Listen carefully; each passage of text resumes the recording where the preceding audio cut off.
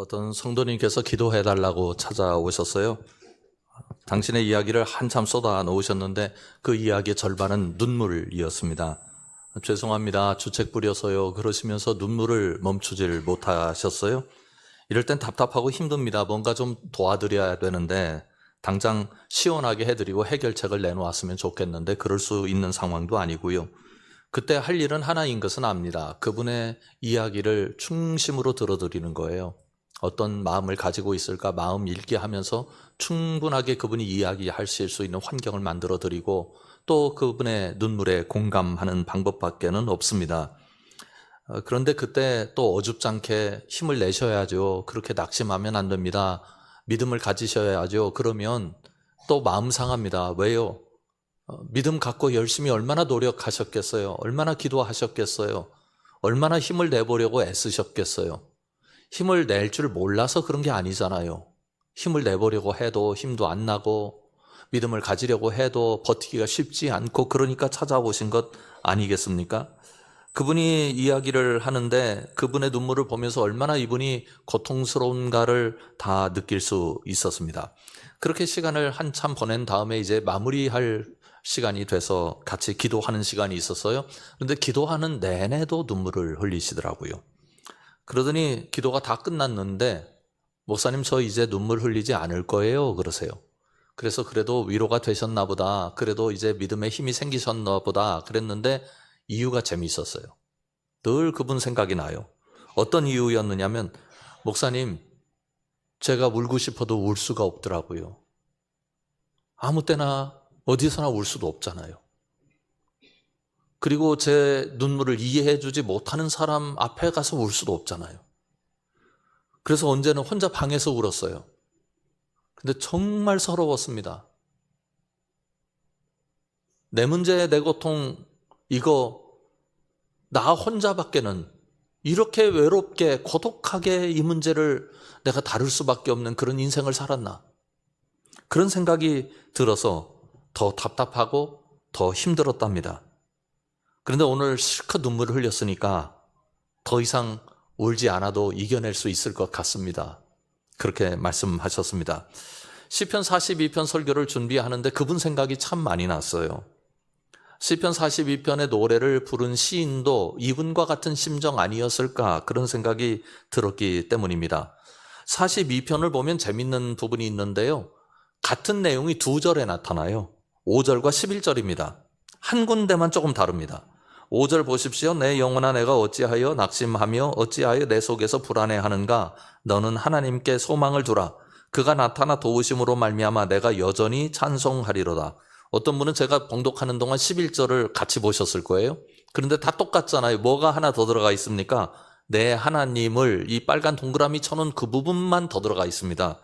근데 또 어떤 분은 그 우리나라 번역이 그런 거 아닙니까? 원문도 그렇습니까? 네, 원문도 그렇습니다. 5절 11절 원문 보여드리는데 동그라미 친 그 부분에 단어 하나만 더 삽입되어 있어요. 말하자면 내 하나님을 여전히 찬송하리라고 시편 기자가 강조하는 이유는 내가 이렇게 어려운 일을 경험했는데 정말 나 하나님을 찬양할 겁니다 라고 강조하기 위함인 거거든요. 시편 기자가 왜 자신에게 이렇게 두 번씩이나 걸쳐서 너 왜 불안해하니? 너 왜 낙심하니? 하나님을 찬송해야 돼 라고 강조하고 있는가? 그 이유가 있습니다. 워낙 힘들었는데 두 가지 때문이었습니다. 하나는 낙심 때문입니다. 낙심이라고 하는 게 마음 힘이 떨어진 것을 말해요. 마음이 꼿꼿하게 서서 어떤 일이든지 제대로 파악하고 이겨낼 힘을 가져야 되는데 아무리 마음을 세우려고 해도 이게 서질 않아요. 자꾸 마음이 무너져 내리거든요. 이게 낙심입니다. 또 하나는 불안이었어요. 해도 불안하고 안 해도 불안하고 이 길도 불안하고 저 길도 불안하고 사방이 다 불안에 에워싸여 있습니다. 그러니 거기서 어떻게 하나님을 찬양하고 하나님을 기뻐할 수 있겠는가 하는 생각을 하지 않겠습니까? 그가 어떤 환경에 노출되어 있는지를 성경이 우리에게 분명하게 보여줍니다. 1절부터 3절까지의 내용을 보십시오. 하나님의 사슴이 시냇물을 찾기에 갈급함같이 내 영혼이 주를 찾기에 갈급하나이다. 내 영혼이 하나님 곧 살아계시는 하나님을 갈망하나니 내가 어느 때에 나아가서 하나님의 얼굴을 배울까? 사람들이 종일 내게 하는 말이 내 하나님이 어디 있느뇨 하오니 내 눈물이 주야로 내 음식이 되었도다. 시편 기자가 눈물을 음식 삼아서 살 수밖에 없는 이유는 두 가지 때문이었습니다. 하나는 하나님이 보이지 않습니다. 평소에는 그렇게 잘 보였던 것 같은 하나님이 내가 힘드니까, 내가 고통스러우니까, 내가 환난을 당하니까 하나님이 느껴지질 않는 거예요. 하나님이 숨으신 것 같아요. 이 고통을 시편 10편 1절에서는 이렇게 호소합니다. 여호와여 어찌하여 멀리 서시며 어찌하여 환난 때에 숨으시나이까. 평상시에 계셨던 그 하나님이신데 내가 그 하나님을 붙잡고 기뻐하고 감동했고 감격하며 살아왔는데 그 하나님 지금 어디 계신 겁니까? 너무 멀리 계신 것 아닙니까? 나를 향해서 숨으신 것 아닙니까? 하는 탄식이 있잖아요. 그런데 이때요, 어려움이 하나 가중됩니다. 무엇 때문이냐면 자책감 때문입니다. 내가 뭘 잘못했구나. 내가 그때 그렇지 않았더라면 내가 이렇게 되지 않았을 텐데. 내가 그때 하나님 앞에 이렇게 했으면 괜찮았을 텐데 하는 생각 때문에 자꾸 자기를 괴롭히는 마음이 그 고통스러운 마음을 후벼 판다고요. 그러니 고통스러운 현실도 문제고 마음도 무너져버리고 혼란스럽고 그야말로 카오스가 되는 겁니다. 또 하나가 있습니다. 사람들의 조롱입니다. 다시 한번 말씀을 보십시오. 3절에 이렇게 말씀해요. 사람들이 종일 내게 하는 말이 내 하나님이 어디 있느냐 하오니 내 눈물이 주야로 내 음식이 되었도다.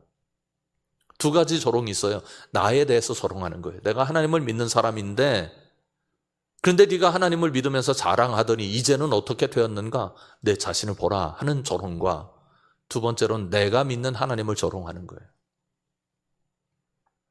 이 탄식이 시편 아까 말씀드렸던 10편에 나옵니다. 4절부터 11절까지인데요.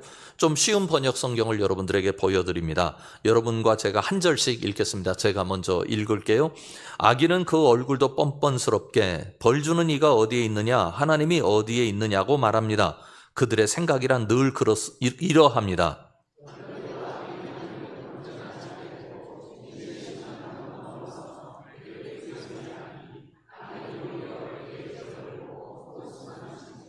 그는 마음속으로 내가 망하는가 두고 봐라. 나에게는 언제라도 불행과 저주란 없다 하고 말합니다.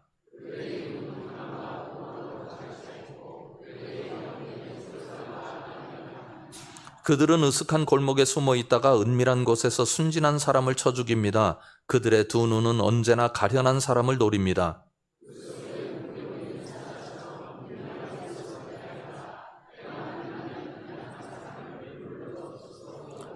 불쌍한 사람이 억눌림을 당하고 가련한 사람이 폭력에 쓰러집니다.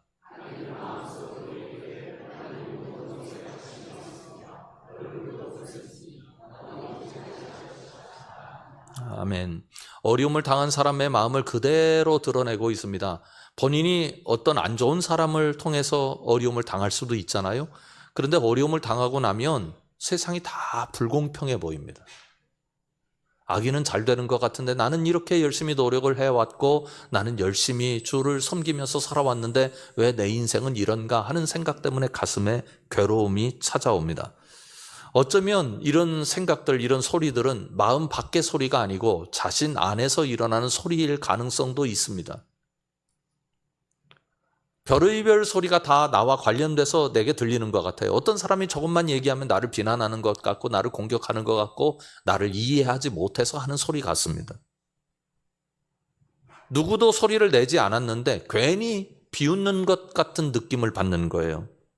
심지어 어떤 사람들이 3, 4, 5 모여서 자기들 이야기를 하면서 웃으면서 즐겁게 같이 담소하고 있는데 그 이야기가 꼭 나를 비웃는 소리처럼 들릴 가능성도 있습니다. 그런데 이 시편 기자는 가만히 보면 놀라운 한 가지 신앙적 태도를 잃지 않고 있다는 사실을 깨달을 수 있습니다. 믿음의 뿌리입니다. 지금 시편 기자의 삶은 쉼 없이 흔들리고 있어요. 그런데 그는 신앙의 뿌리를 기억하고 그것을 붙잡고 있습니다. 말하자면 인생이라는 나무는 흔들리고 있는데 그 흔들리는 나무를 지탱하고 있는 뿌리가 내 안에 계속 살아있고 그 뿌리를 통해서 하나님을 기억하고 하나님을 만나고 있다는 사실을 알게 되는 거죠. 다시 한번 1절부터 3절 말씀을 보십시오. 1절에 보면 내 영혼이 주를 찾기에 갈급하나이다. 그리고 2절에 내 영혼이 하나님 곧 살아계시는 하나님을 갈망하나니 내가 어느 때에 나아가서 하나님의 얼굴을 배울까? 3절에 내 눈물이 주야로 내 음식이 되었도다. 하나님을 사모하는 마음이 얼마나 간절한지를 자기가 지금 깨닫고 있고 그런 자리로 나아가고 있는 자신을 발견합니다. 말하자면 하나님을 온전히 의지하고 있는 거예요. 저는 우리 성함의 식구들이 한 가지는 꼭 기억했으면 좋겠어요. 여러분 스스로 여러분 안에 있는 신앙을 무시하지 마십시오. 우리가 어떤 일 때문에 문제가 생길 수 있고 어떤 일 때문에 흔들릴 수 있습니다. 그러나 우리에게 신앙을 허락하신 분은 하나님이시고 그 신앙을 가지고 우리가 살아갈 수 있도록 성령님께서 오늘 또 돕고 계십니다. 인생이 흔들린다고 해서 내 신앙의 뿌리가 뽑히는 게 아닙니다. 우리 하나님은 결코 뽑히지 않는 신앙의 뿌리를 우리에게 허락해 주신 줄 믿습니다. 제가 그 책 제목은 잘 기억나지 않습니다. 찾아보려고 했는데 못 찾았어요. 그런데 이런 책의 내용이 제 머릿속에 떠나지 않습니다. 속상한 마음에 물 주지 마세요. 속상한 마음 다이어트 하세요. 살찌지 말게 그거 잡아놓으라는 거 아니에요? 그때 그런 생각했어요. 맞아, 이런 생각으로 살면 돼. 그런 생각이 들었다고요. 그러면서 이게 믿음과 관련되더라고요. 이렇게 생각할 수 있지 않겠어요? 흔들리는 마음에 물 주지 마십시오. 믿음의 뿌리에 물을 주십시오. 속상하고 불안하고 낙심되는 마음 살 붙지 않게 하십시오. 마음에서 그 살들은 다 빼고 믿음의 근육이 붙게 해 주십시오. 우리가 정말 그렇게 살아야 되는 거 아니에요? 하나님께서 우리를 견고케 하실 것이라는 결론을 내놓고 지금 흔들리는 삶 속에서도 하나님의 약속은 살아있다 믿고 내 믿음의 근육이 지금 키워지고 있다, 단단해지고 있다, 기둥같이 서고 있다 믿고 나아가야 되는 것 아니겠습니까? 여러분 안에 그런 믿음의 요소가 이미 담겨 있습니다. 그 믿음을 주신 주님을 견고하게 붙잡으시길 주님의 이름으로 축원합니다. 그러면 시편 기자는 자기 신앙을 어떻게 지켜냈을까요? 6절 이하의 말씀을 보십시오. 내 하나님이여 내 영혼이 내 속에서 낙심이 되므로 내가 요단 땅과 헤르몬과 미살산에서 주를 기억하나이다. 주의 폭포 소리에 깊은 바다가 서로 부르며 주의 모든 파도와 물결이 나를 휩쓸었나이다. 낮에는 여호와께서 그의 인자하심을 베푸시고 밤에는 그의 찬송이 내게 있어 생명의 하나님께 기도하리로다. 말씀을 보면 시편 기자는 지금 지리적인 배경을 이야기합니다. 요단 땅, 헤르몬, 미살산. 그런데 이 지리적 배경이 매우 중요한 의미를 담고 있습니다. 지도를 한번 보십시오. 헤르몬산을 제가 오려왔고요. 갈릴리 호수가 있고 요단강이 있고 사해바다가 있는 이스라엘 지도를 가져왔는데 헤르몬산은 우리식으로 이야기하면 백두산입니다. 지금은 남북 분단이 되어서 백두산과 우리 마음이 일체감이 별로 없잖아요. 그렇지만 우리는 민족의 산이라 그렇게 여깁니다. 그런데 실제로 헤르몬산은 이스라엘 백성들에게 생명의 젖줄이에요. 요단강이 거기서부터 시작되거든요. 그래서 사해바다까지 흘러내려갑니다. 그래서 헤르몬 산이라고 하면 안 되고 정확하게는 헤르몬 산맥이라고 해야 돼요. 엄청납니다. 산 크기가요. 그리고 맨 꼭대기에는 눈이 녹질 않아요. 요단 땅은 어떤 땅입니까? 요단강 주변에 있는 이스라엘 백성들의 삶의 터전입니다. 그런데 이해가 되지 않는 단어가 하나 나타나는데요. 미살산입니다. 성경에 딱 한 번 나오고 다른 문헌에도 미살산이 나타나질 않아요. 그래서 이 산이 어딘지 모르겠다 열심히 찾다가 이게 다른 의미를 가지고 있다는 사실을 학자들이 발견합니다. 미살이란 말이 작은 것 혹은 자금이라는 명사입니다. 미살산은 무슨 산이에요? 산 이름이 아니고 동네 산이에요. 우리 주변에 있는 동네 산. 요약하면 이렇게 되는 거예요. 요단 땅은 유대민족의 삶의 터전이 되고 헤르몬산은 민족의 산이 되고 미살산은 동네 산이 되고 다 합치면 전체를 말해요. 무슨 뜻이에요? 내가 하나님을 기억하는 삶의 장소가 헤르몬산, 유대의 모든 삶의 터전, 그리고 우리 동네 산. 하나님은 어디든지 계셔서 거기서 내가 하나님의 임재를 경험했다 그렇게 노래하는 거예요. 이런 겁니다. 시인은 헤르몬 산이나 미살산이나 여단 땅 어느 곳에서도 어려움을 경험했어요. 힘든 일을 경험했어요. 그런데 시인은 가만히 생각해 보니 내가 힘든 곳을 경험한 그곳, 그 여러 곳이 나에게 하나님의 임재 경험의 장소이기도 했다. 삶의 곳곳에서 어려움을 당했지만 삶의 곳곳마다 하나님의 임재가 있었다는 사실을 기억합니다. 그런데요, 그 삶의 모든 자리에서 임재한 하나님은 어떤 분이신가를 시편 기자가 설명하고 있는데 이 말씀이 참 기가 막힙니다. 7절과 8절을 보십시오. 주의 폭포 소리에 깊은 바다가 서로 부르며 주의 모든 파도와 물결이 나를 휩쓸었나이다. 낮에는 여호와께서 그의 인자하심을 베푸시고 밤에는 그의 찬송이 내게 있어 생명의 하나님께 기도하리로다. 7절과 8절이 어울리질 않습니다. 7절은 어떤 내용이냐면 시인이 겪고 있는 고통의 크기를 드러내는 내용이에요. 폭포 같아요. 깊은 바다. 쓰나미가 몰려와서 휩쓸려 가는 것 같아요. 내가 지금 겪고 있는 고통이 이렇습니다. 그런 얘기를 하고 있는데 8절은 너무나 부드러워요. 하나님의 인자하심을 기억하고 밤에도 찬송하고 얼마나 좋은지 몰라요. 그런 하나님 계신데 폭포는 뭐며 쓰나미는 뭡니까? 그러면 시편 기자가 오늘 우리에게 알려주는 내용은 무엇입니까? 하나님의 임재 경험, 인자하신 하나님, 그리고 나를 사랑하셔서 내가 밤에도 노래하게 하시는 그 하나님 경험이 내 인생에 나타나는 폭포와 쓰나미 같은 고통도 뚫고 지나가게 하는 힘을 가지고 있다는 사실을 깨달은 거예요. 하나님의 사랑 경험, 하나님의 임재 경험이 고통과 혼란 속에서 살아갈 수밖에 없는 이 시인의 마음, 그리고 삶의 현실을 뚫고 지나가게 하는 힘이란 사실을 발견하게 된 것입니다.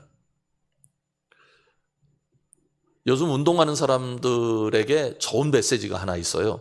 그건 운동은 저축이 된다네요. 전문가들이 그런 얘기를 많이 합니다. 제가 운동하는 곳에도 이런 걸 써놓은 걸 봤어요. 1년 동안 매일 5분 운동하면 10년 체력이 저축된다.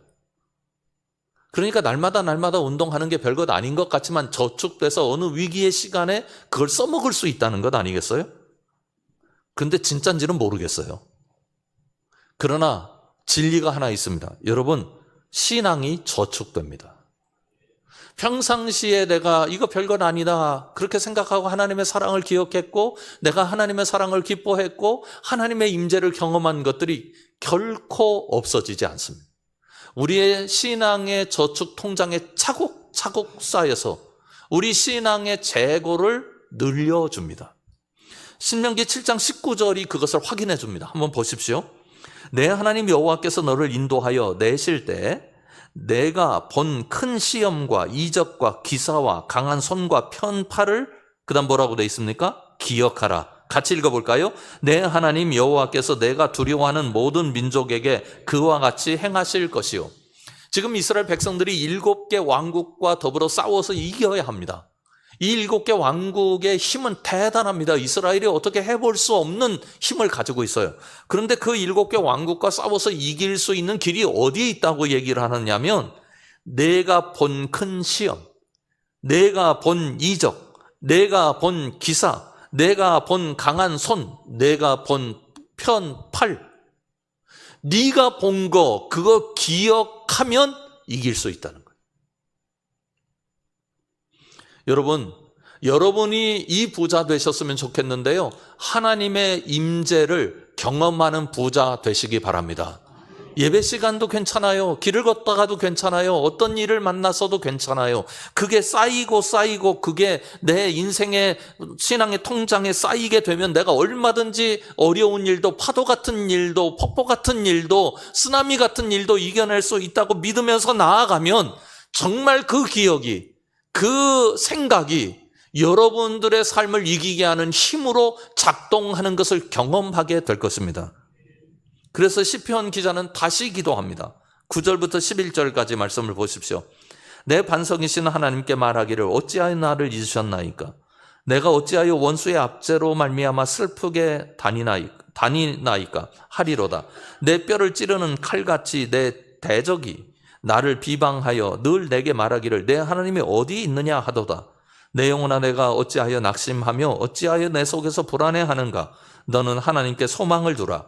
나는 그가 나타나 도우심으로 말미암아 내 하나님을 여전히 찬송하리로다. 근데 이 말씀을 보면 앞에 얘기나 똑같은 반복이 이루어진다는 사실을 알 수 있습니다. 아까 우리가 5절과 11절을 비교해 봤습니다만 나머지 내용도 동일합니다. 기도는 이렇게 하는 겁니다. 기도하는 분들은 경험하실 거예요. 그 한 기도 다음에 그 기도 또 합니다. 그 기도 또 합니다. 어떤 분은 그렇게 말씀하시더라고요. 하나님 귀멀지 않으셨어요. 그러니까 한 번만 말씀드려도 돼요. 아니요. 그분은 기도를 잘 모르시는 거예요. 가만히 생각을 해보세요. 여러분들의 기도를 따져보시라고요. 기도가 달라요? 얼마나 달라요? 사실은 우리가 드리는 기도는 매일 같은 기도입니다. 표현이 좀 다르고 경험이 좀 다른 것 때문에 달라질 수는 있겠지만 기본적으로 늘 같은 소리로 기도를 해요. 왜 그러냐면 우리 삶이 그렇게 크게 다르지 않기 때문입니다. 이 기도했는데 안 되면 또 기도하는 거예요. 그런데 그렇게 기도하는 사람은요, 하나님을 믿지 않으면 도저히 할 수 없어요. 왜요? 한두 번 해봤는데 뭐 안 됐는데 뭐 또 기도해? 이렇게 된다고요. 그러니까 날마다 계속 같은 기도를 하는 사람이 진짜 기도하는 사람이에요. 왜요? 하나님이 결국은 들어주시는 것을 믿고 있으니까. 내가 이렇게 기도하면 어느 순간 내 인생의 폭포 앞에서도, 내 인생의 파도 앞에서도, 내 인생의 쓰나미 앞에서도 하나님이 반드시 그것을 뚫고 지나갈 수 있도록 역사하실 거다. 그렇게 믿기 때문입니다. 기억하십시오. 하나님이 여러분을 사랑하십니다. 여러분을 이렇게 부르고 싶어요. 하나님께서 사랑하시는 여러분.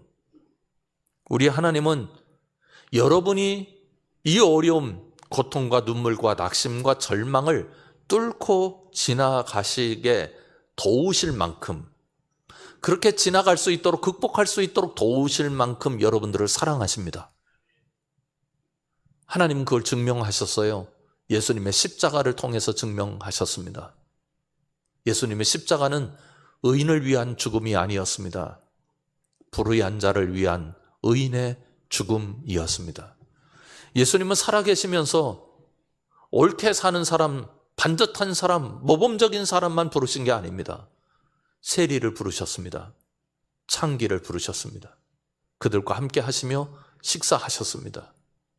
주님의 사랑의 크기를 분명하게 보여주셨습니다. 여러분, 하나님이 여러분을 사랑하셔서 여러분에게도 시편 기자가 노래한 이 기도를 하나님 앞에 드릴 수 있도록 역사해 주실 줄 믿습니다.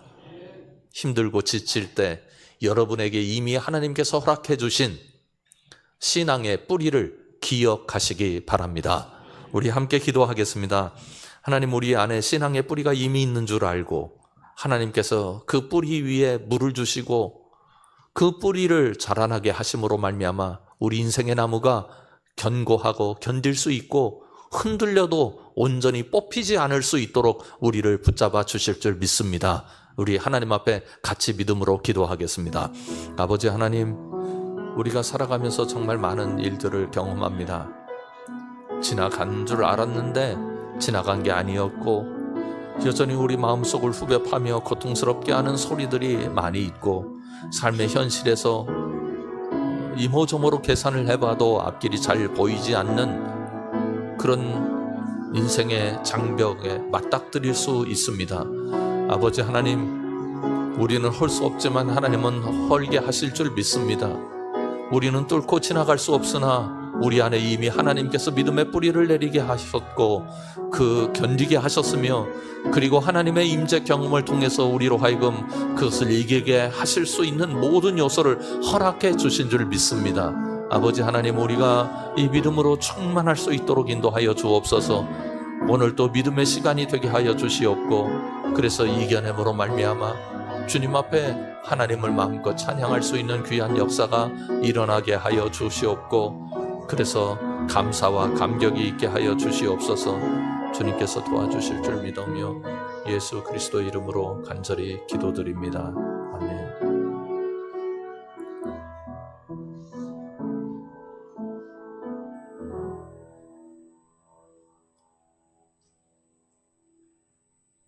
하나님 아버지, 우리는 믿습니다. 우리의 눈물에 주님의 눈물이 섞인 것을 믿습니다. 우리에게 믿음의 뿌리를 이미 허락하시고 이기게 하실 준비를 하고 계신 주님을 확신합니다. 우리가 그 주님을 붙잡고 살 수 있도록 인도하여 주시옵소서. 예수 그리스도의 이름으로 간절히 기도드립니다. 아멘.